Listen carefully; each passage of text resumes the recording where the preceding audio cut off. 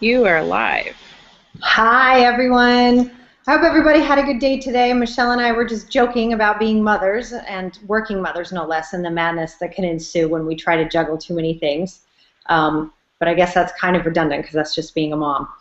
Anyway, I'm really excited about tonight. Michelle has recently joined our team as the Chief Technology Mom.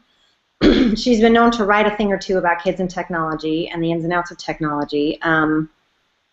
And when we were introduced, to be totally honest, I went right after her and snagged her as fast as I could because I think she's amazing. And as many of you know, I founded Better Way Moms because I felt really trapped inside of a corporate job where I was making a lot of money, but I was miserable and I missed my kids. And I kept saying, there's got to be a better way, there's got to be a better way. And I truly believe that for every single one of us that takes the time and energy to find our own better way, to carve out our own path, to start our own companies, to create new things for our children, and to be there for each other on this journey, the more of us that do that, the more of us will be granted permission almost to do it for themselves and for each other. So for tonight, what Michelle's going to do for the rest of us is tell the dirty, fun, exciting, exuberant, scary, amazing experience that it is to bring home a new baby. It's scary, it's challenging, it's lonely.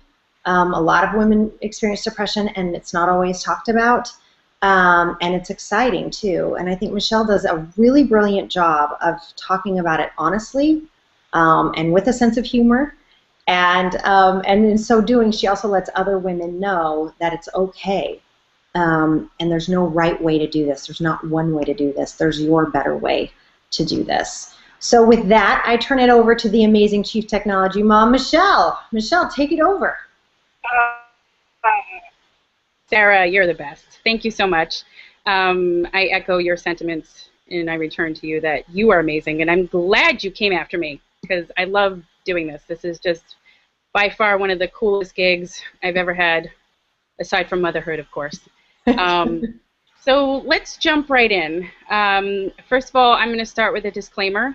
I am not a health professional. I'm not a therapist. I'm a mom, and I'm just here to tell my story freely, openly, you know, in the interest of full disclosure, no holds barred, just to kind of reach out to other moms that may be going through similar situations, just to kind of shed some light on it, because I think we could all use a little light. So with that said, let's start at the very beginning. I had a hard time getting pregnant. It just took a long time for me. And I apologize if you hear screaming in the background. My daughter's having a difficult time going to bed. So here we go, real life mom 101. When we found out I was pregnant with our son, I was elated, excited, and I couldn't believe, hooray, it's happening to me. Let's fast forward to those 9 months. I had a great pregnancy. At about the 40-week mark, my son was deciding to not come out. I wasn't effaced, I wasn't dilated, I wasn't any of those things. And so I had to have a little help from my doctor to move things along, and it resulted in a very long labor, 22 hours. Of course, at that 22-hour mark, I developed a very high fever, and my son, his heartbeat was going all over the place, so my midwife called for an emergency C-section. So, of course, when a midwife tells you you need an emergency C-section, you do need one, because midwives will just throw you in a field and make you squat and push that baby out. So, of course, I heeded her advice, and within an hour, my son was out, and he was beautiful, and he was 9 pounds, and he was gigantic, and he was amazing and perfect. I was in awe. I couldn't believe. I had just gone through this really long labor and surgery, and here's this beautiful baby. I didn't sleep for 4 days in the hospital. I think I took cat naps here and there. I was just too in awe of everything that was I had just been through, you know, and I have this cute little baby. You know, I did the nursing thing in the hospital, and, you know, the nurses really helped me breastfeed, or at least attempt to. Right before we were about to get sent home, I realized my son was dehydrated, so I really wasn't producing enough colostrum or milk. But the nurses assured me when I got home everything was going to be fine. Just keep putting the baby on the breast. You'll get home. You'll be great. Everything's going to be awesome. So we take the baby home. You know, family comes over, everybody's wishing us well. I'm tired, I'm in pain. You know, it's just all butterflies and rainbows. And then everybody left, and I'm left home with this little baby and no instruction manual. And I remember looking at my husband while our little son was just sleeping there in the bassinet, and I said, "What do we do with him?" I, I Michelle, was I just wanted to jump in for a second because I think what you're saying is so brilliant, and I think there are so many women who go through that. You know, I mean, I happen to be lucky. I was raised in a Mormon culture. Of all things, I'm not Mormon anymore, but I was raised Mormon. And we always had babies around. And I feel like eventually by age 8, someone handed me a baby. So I didn't really go through that piece, but every woman I have spoken to yeah. is like, you look at this child and go, well, but help. And I don't think enough women talk about that. So I just wanted to jump in for a second and underscore that it's a very normal experience to go, but wait, you're going to send me home alone with a manual that, by the way, they give you the packet that says don't shake it. Yes, You're that's like, well, pretty much it. That's it. okay, but it's not emergency. I didn't plan on shaking it. That's it. Yeah. Yeah. It's just No, and it's funny because I had spent pretty much my entire life from the age of 8, you know, nannying and babysitting and helping my cousins with their babies. And, you know, I remember when I was in my early 20s, I nannied for 2 4-year-old twins and a 10-month-old, and I aced that. So I'm like, one newborn, it'll be, yeah, no, not even close. It's hilarious that, like, I had all this baby experience, and yet I got sent home with my own, and I had no clue what to do. Not a clue. Right. And I remember, like, you know, I was frozen. I was frozen. I would just, you know, I was just kind of going through the motions, you know. At that point, I was really having a hard time breastfeeding. And, of course, I was really adamant about breastfeeding. I really wanted to do it. I committed myself to doing it, but I was having a lot of trouble doing it. I wasn't making any milk. I didn't have the engorgement that everybody talked about. Nothing was letting down. I tried pumping. And I think I was getting maybe half an ounce out of a 40-minute pump session. So, I mean, like, I was just feeling like an epic failure after epic failure after epic failure, you know. And I also felt like a failure that I didn't push my child out, and that's a whole nother discussion. But, you know, I had all these things I felt like were going wrong. And by the 3rd day, I remember my dad was visiting. My husband was taking a class at the time. It was just me and my son, and it was probably about 8 o'clock at night. And I remember just looking at him, and I started bawling my eyes out. Bawling. Yeah. Like, full-on bawling, like, oh, my God, I'm alone with him. What do I do? Again, the feelings of what do I do? You know, he started crying. He was hungry, and I was like, do I give him a bottle? Do I put him on my boob? I was scrambling. I was crying, and I remember my mom, I think, was home, and she lives about 35 minutes away, and I picked up the phone. And I just said, Mom, and she says, are you okay? And it was like radio silence for me because I was holding my sobs in. Yeah. And my mom just went, I'll be right there. Oh. She didn't even have to ask me what was wrong. She just knew I was very overwhelmed and I was very scared and I was just tired. You know, no one told me what the daily life with a newborn is going to be like. You know, you get the books on diapering and the bathing and, you know, general care, but they don't encompass how much you're going to change, you know, as being mom. Like, you go from being yourself, and now all of a sudden you're wearing this new hat, and it's mom. I'm going to jump in on that one. You know, the reality. Yeah, I mean, no. One of the taglines I toyed with when I created Better Way Moms was the woman behind the mom. What happened to the woman who's now called mom? And I mean that in like the sense of like, hey, I used to be happy-go-lucky, woo, you know what I mean? I had a lot of fun. I had a great time. I could go do what I wanted to do. So that woman almost kind of gets put up on a shelf a little bit, right? Because we turn into the service mode. But then there's also our attitude on a daily basis, right? It just changes because the focus is no longer on us. And I think while we're all busy discussing the to-dos with a baby, we don't always talk about what happens to us as we're doing the to-dos with the baby, right? There's a lot of doing, and we don't always talk about what it's like to be in those moments with an infant who can't necessarily correspond back with us. You kind of go into autopilot, I think, at that point. You know, the sleep deprivation sort of just makes you operate like a zombie. Yeah. You just kind of go through the motions like, all right, every 2 hour feeding, the diaper changing, clean up, spit up, take a nap when I can. You just sort of go through these motions that, taking a shower for yourself, yeah, Why? that's going to be a luxury item for the day.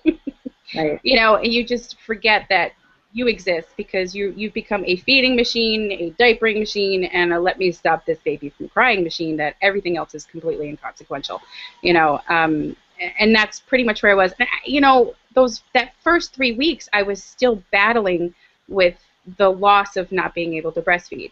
On the plus side of that, because I was so sleep deprived, my husband was able to take a lot of the night feedings on, so I was able to get some sleep. Because after 22 hours of labor and C-section, you're Oh, running through the ringer because you're recovering from surgery in addition to being sent home with an infant. So I felt awful. I did. And I felt so unfit.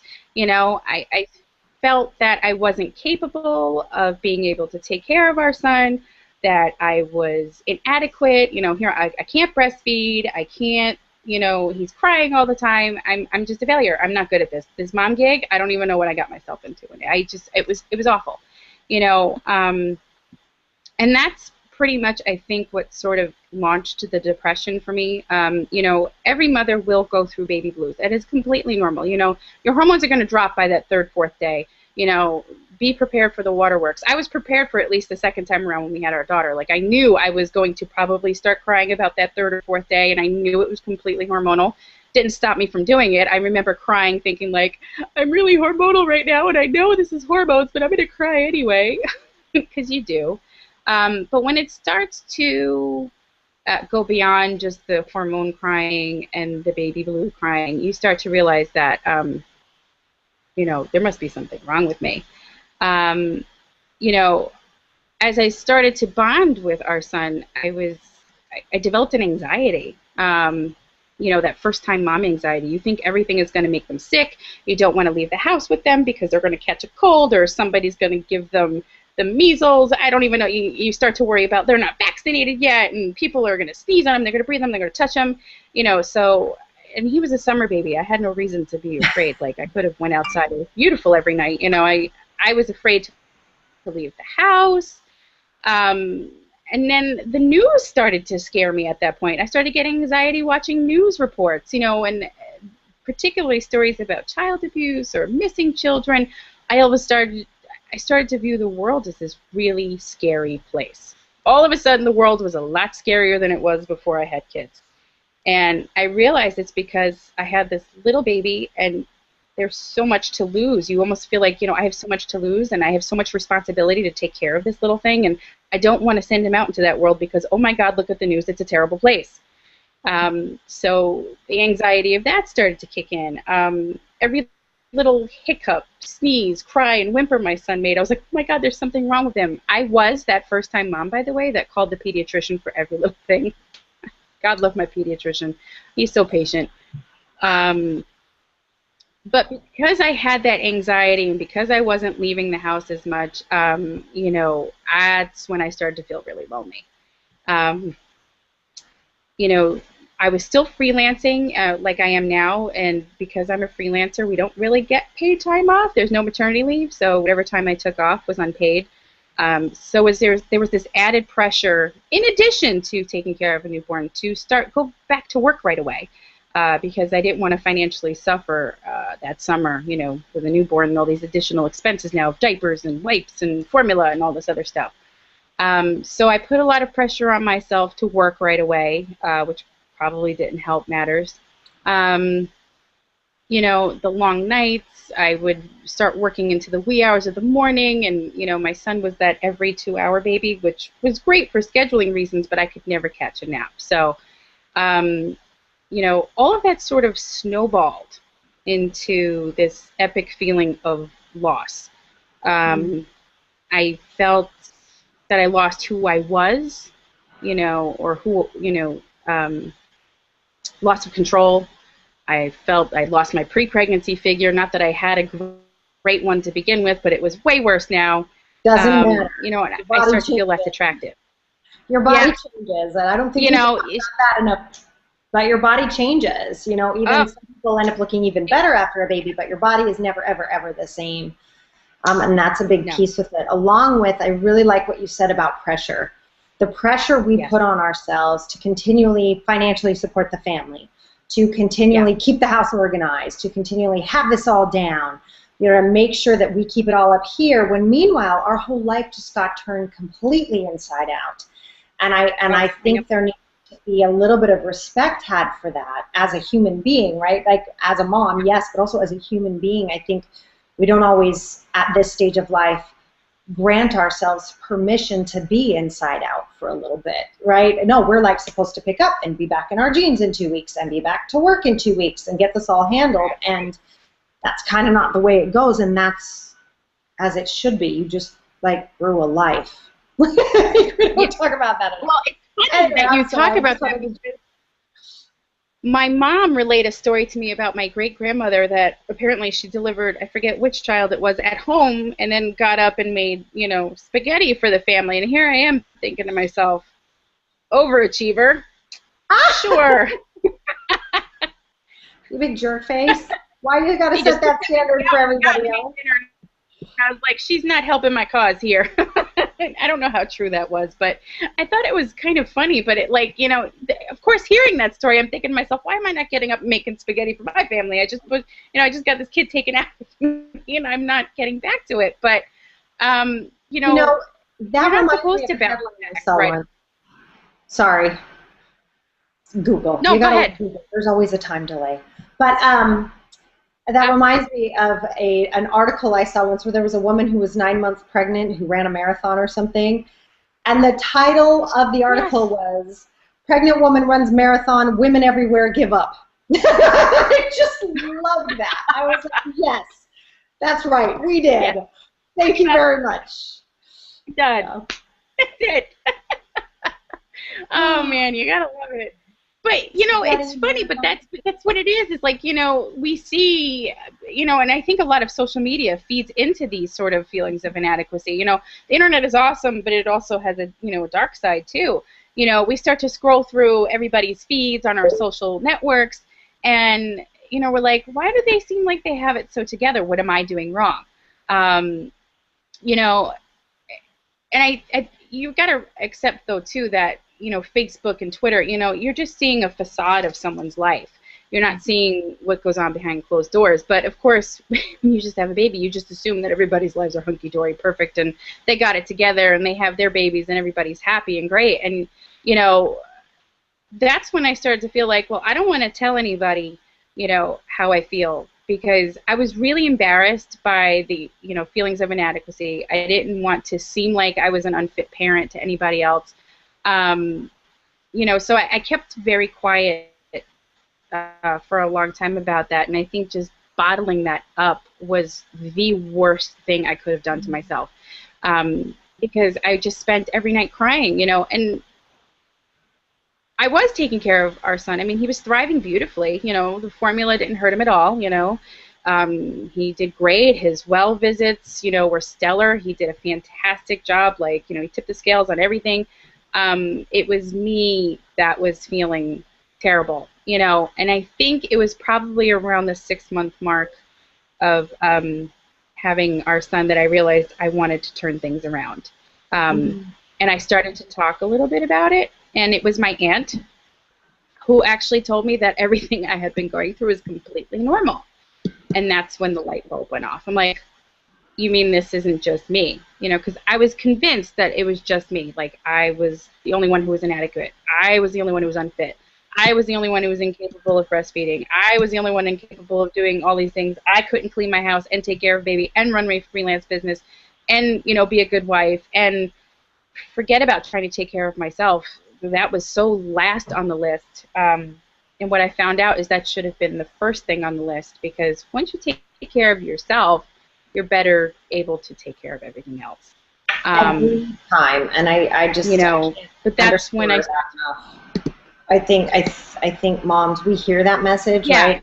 You know, we hear it here and there, but I think it's so important. And I yeah, know for me personally, just to piggyback on that, every time something goes like there's a bump in my marriage, or there's a bump in work, or there's a bump with my kids, or whatever it is, it's because I can always trace it back to a time when I put everything else in front of me. And I don't mean to say like, when I'm selfish, everything's great. I don't mean it like that, but like when I eat well, when I make sure I'm taking care of myself, when I say no to things, like if I have an extra client who's going to be crazy and time consuming, I have to say no so I can take care of my children. And I think those times when we do things to serve other people because it's the right thing and we're supposed to, it will inevitably start to fall apart, right? And I think it's really important for us to remember it. It's never actually a service to serve someone to our own detriment. Does that make sense? It's 100%, 100%. When I was talking to my aunt about everything that I had been feeling, and her assuring me that this is all very normal and it happens to everybody, I started to feel a lot better. And that's when I realized, I think I spent a lot of that time trying to go back. What was I like before I had this baby? I want to go back to my genes. I want to go back to the way I was writing. I want to go back to what music I liked listening to. And I realized I couldn't go back to anything because I was a new person now. I wasn't going to fit the old mold of me. I needed to find a way that was going to work for the new me now. And, once you get into a routine, you start to realize, like, okay, I can do this. Once I started to take showers and make them more of a priority, that felt better. Asking for help is such a big step that mothers need to take, and not be ashamed of, I think. Asking for help there's nothing to be ashamed of in asking for help. Looking on the internet, I also realized taking baby home that there was apparently a mommy ward going on. This was new to me before I had kids. Breastfeed your baby, make your own food, cloth diaper them, and don't vaccinate. Everybody was yelling at each other. It was so loud on the internet. Moms were yelling at each other, and it's no wonder I was feeling inadequate because I felt like I was doing everything wrong because I read it on the internet, and we all know the internet is right. Every time. Without fail. So every time. Without fail. The internet, always right. I think the biggest piece of advice I could give to new moms is really put a filter on when you're reading, news reports, social media.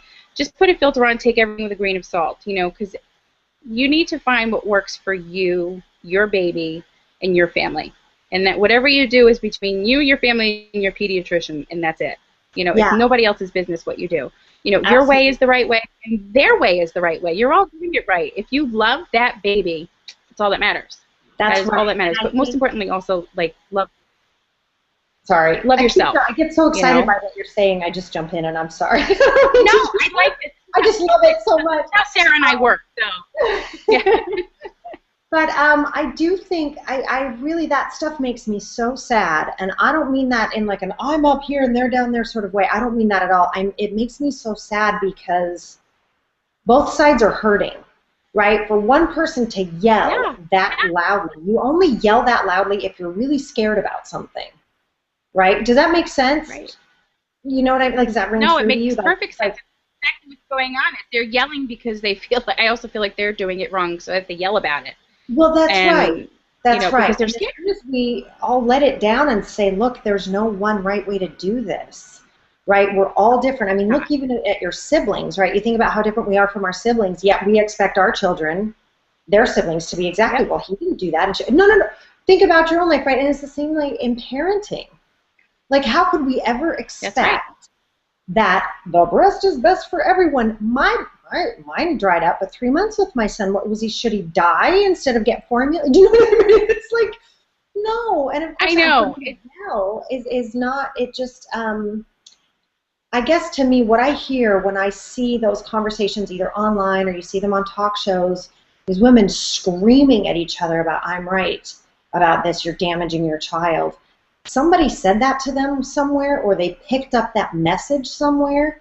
And the yelling, in my humble opinion, is to cover that up. And I think it is really important that people like you and I talk about that and say, listen, it's okay, and actually to have compassion for it instead of anger against it, to have like a, I am so sorry that you're that, like, don't say we're so sorry you're that scared, but I hear you and you're doing a good Yeah. job. Don't worry about it. Does that make sense?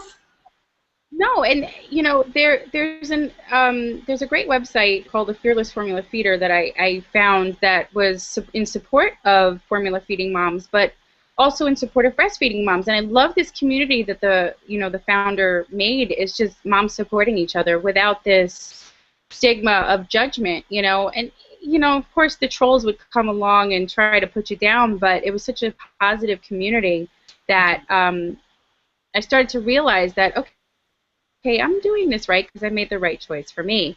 Um, I also found myself a new mom support group.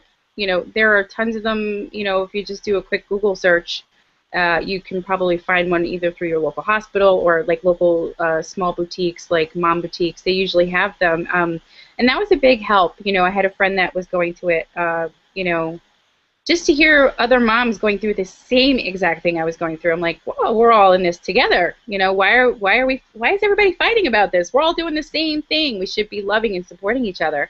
Yes. And I did get that love and support there, and it was great. And then I actually found myself a therapist, a one-on-one therapist, psychotherapy, which I'm very open and I talk about, therapy, because I don't think there should be a negative stigma of going to therapy. I think everybody should be in therapy. Therapy's great. It's great to go talk to someone about everything that's going on up here, just to get it out of your head, and have someone sort of validate everything that you're going through and just let you know it's going to be okay. You can get that support system from your spouse, from your friends, but there's something valuable about going to talk to an objective professional about everything you're feeling, because and there's nothing wrong with it. There's nothing wrong with it. And I think that was one of the problems I had was, well, if I go to therapy, does that make me a bad mom because I need therapy? Right. Does that mean I'm bad at what I'm doing because I need this support? You start to have these guilty feelings, because motherhood is all about these guilty feelings, and you question everything you do. But the more I started to go to therapy, the more I realized this is actually really good for me. And it's me taking care of me so I could better take care of my child. Yes. So it And had a very positive effect. good. And I think it is important to talk about therapy. I also am a big fan. When life throws you bumps, you may not always have the best tools to handle it. And I kind of feel like a therapist, what they can do is kind of add tools to your toolbox, right? And the other way I like to describe them is, it's like you're banging your head against the wall over here consistently. And a therapist sometimes can kind of pull down the map and go, look, there's a way to go around the wall over here, and there's another one over here. And you can't see that because you're so busy banging your head against the wall. And I do think sometimes an objective eye, someone who's not involved in the situation, is really, really important, because they have no ulterior motive, right? They're just there to make sure you get the best of whatever you need. And I do think that's important. And I say kudos to you for making sure you could be there for your son in the way that you wanted to be there for him. I think that's great. Thank you. That really means a lot to me. And that, just kind of sort of wrapping this up, in hindsight, and now that I had, once we had our daughter, it seemed a little easier, because I'm like, oh, I've been through this. Okay. I know what to expect. Yeah, I know what's going to happen. I was a seasoned veteran at that point. I mean, granted, my children are 18 months apart, so there was the added challenge of newborn and 18-month-old. But I knew how to tackle it. I knew what to expect. I knew that I had therapy. I knew that I had familial support. I also realized that, like, I had to downsize all of my priorities. No one can do it all. It's not true. I don't care what you see on Pinterest. I don't care what you read on the internet. I don't care what you're seeing out there. All lies. I think once I accepted my limits, that's when I started to be a better person. I had to constantly tell myself I'm doing great, because I was doing everything that I was capable of doing, and it was going fine. Nothing. The house wasn't on fire. Sure, it was dirty, but it wasn't on fire. The kids were healthy. They were thriving. They were happy. I had to constantly pay attention to those small little miracles throughout my day. And who cares that the sink is full of dishes? It'll get done tomorrow, you know. There's no shame in asking for help. Um, my mom, I love my mom. She is a fantastic woman. She was armed with lots of meals ready for me to go in the fridge when we came home with my son, and that was such a big help, especially in the beginning when you're hungry and trying to breastfeed, or just hungry because you really don't catch a moment to eat. You know, find friends, find family members, you know, have everybody contribute a dish that you could throw in your freezer just so you don't have to think about that aspect. Um, you know, and also find someone you can trust to be with your baby that isn't you.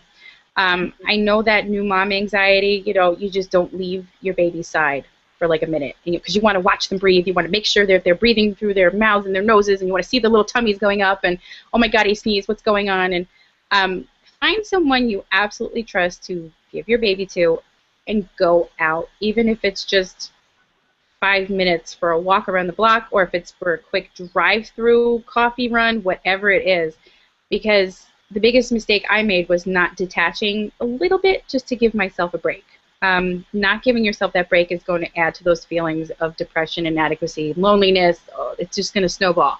Give yourself those little moments of reprieve. And, you know, for me, it was my mom, my husband, my in-laws. I have cousins. I have a great support system, and I felt completely okay with leaving my baby with once I got over my anxiety. And you know, when I come home and see that he was fine and alive, I'm like, wow, other people can take care of my baby, and it's okay. It's totally okay. People have been doing this for a long time. Your family has been doing it. You can rely on someone else. You have to walk away. Also, my obstetrician gave me awesome advice. She said that cribs and doors were invented for a reason. Put your baby in the crib, close the door, go walk away for 5 minutes. Not out of the house. Just put yourself in your bedroom, go cry in the bathroom for 5 minutes, or go guzzle a cup of coffee, whatever it is you need to do to collect yourself. You know, when she told me that at, I think it was my 6-week checkup, I was like, okay, I can put my baby in the crib. I can walk away. It's going to be okay. She's like, they can't, they're not going to get hurt from 5 minutes of crying. Nothing is going to go wrong. They're not going to get sick. They're not going to die. They're just going to cry. Crying is good for them. So I did just that. I would put my son in the crib, I'd close the door, and I'd walk away. Totally okay. Also, just go easy on yourself. Man, you know, hindsight is 20/20, Sarah. Am I right? Am I right? You don't have to love every moment Yeah. of motherhood. Yes. You know, everybody, you kind of get this preconceived notion that motherhood is sunshine and kittens and rainbows, and you're going to hold your baby and you're going to fall in love and it's going to be magical and beautiful and the sun is going to set and you're going to walk off. Yeah, no, it doesn't happen, you know, and it's okay not to love every single moment of motherhood. It's okay, because some of it sucks. It does, and it's okay to say that it sucks. Yeah, they're and going to it's spit up really on you, hard. and they're going to cry, and it's going to be hard, and you're not going to sleep, and your boobs are going to leak, and it hurts. you know what? Yes, and they hurt. And I will say, you know, and it's hard, not because the doing of the stuff is hard. It's hard. It's hard because it's your everything. You pour absolutely everything into it, and then you're like, everybody tells you screwed it up anyway. And I think that to me is what makes it so hard. Is getting out of bed in the middle of the night when you're exhausted hard? Yeah, but it's a different hard. It is, I don't even know why I'm doing this. I'm messing this all up. Nobody can see me. Nobody knows if I'm doing this right. My baby can't even talk to me. You know, and that's hard. And it's hard, Yes. I think, too, especially because we care so much, right? Except for the crazy, you know, sociopathic mothers that end up on the news. Mothers love their children. And with every fiber of our being. Everything. And when you love something that much and you work at it that hard and everybody is screaming at you that you're doing it wrong, it is the hardest thing I think any of us will ever go through. And it takes some time to get the 20/20, you know, perspective and to get our sea legs and to respect the time and energy that it takes to get there, and know, using Michelle's favorite phrase, you're awesome while it happens. This phrase right here. Remember, That's the one. That's the one. I love that. I think that's what I want to leave every new mom that's watching this with. You're awesome. You're Absolutely. doing a great job. Your baby is awesome. Your baby's happy, and you can do this, and it's okay. And you know what?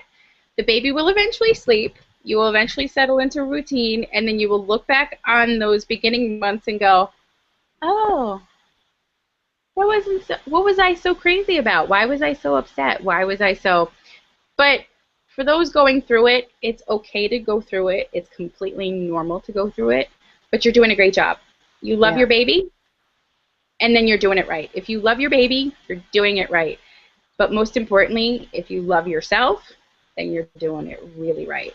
Absolutely. Make yourself a priority, and I think we should also remind moms that they have us as a resource to come to. That's why we're here, Better Way Moms, because we want to help moms find their better way in all stages of motherhood. I'm so glad that I met you, and I'm so glad that I'm part of this, because it really means a lot to me. And we just got an email, actually, from one of our readers asking me specifically how I do it. And I was like, oh, sister, that's pure improvisation. But it was so validating for me that, I said something that spoke to somebody, and they just wanted to get a little reassurance that, everything's going to be okay. And you know what it is? Everything is fine. And that's what we're here for, to support each other. And that's why I'm doing this. That's why I'm so glad to be the Chief Technology Mom. That's why I'm so glad to be on board. Because remember, you're awesome. I love it. And Michelle, I just want to wrap up by saying thank you so much. This was really great, and I hope, listen, my philosophy is if we helped even one mom, that's one more that wasn't left in the dark, right? I love that feeling, because every soul matters, both the child and the mother. And with that, I just want to thank everybody for watching with us tonight. We're so grateful. This is the first time we've done this, so thank you. I know we were a few minutes late, so thank you for being patient with us. A huge thank you to Michelle for being our guinea pig tonight as we go on this new adventure. And to all of the moms out there, as Michelle said, in every phase of motherhood, we're here to help you find your better way, to know that your better way might look like Susie's next door, and it might not even look like your mom's, and it might not look like your sister's, but it's yours. And it's okay to honor that. And with that, we wish you all a really great night, and we'll see you online soon. Bye. Night, everybody.